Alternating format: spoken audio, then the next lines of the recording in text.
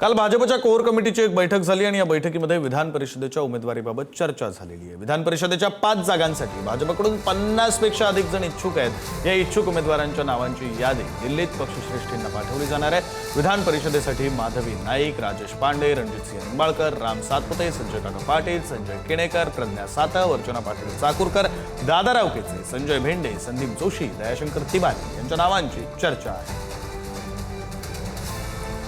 कोणाकोणाच्या नावाची चर्चा आहे आपण ग्राफिक्सच्या माध्यमातून पुन्हा एकदा नजर टाकूया। माधवी नाईक, प्रज्ञा सातव, अर्चना चाकूरकर, तर रणजितसिंह निंबाळकर, राजेश पांडे, राम सातपुते, संजय काका पाटील, संजय केणेकर, दादा रावकेचे, संजय भेंडे, संदीप जोशी, दयाशंकर तिवारी यांच्या नावाची चर्चा आहे। जागा 5 आहेत। 5 जागांसाठी यांच्यापैकी कोणाच्या गळ्यामध्ये माळ पडणार का मग भाजप पुन्हा एकदा धक्कातंत्र वापरणार, अनपेक्षित नाव समोर येणार, सगळं पाहणं महत्त्वाचं असणार आहे। येत्या काही दिवसात हे चित्र स्पष्ट होईल।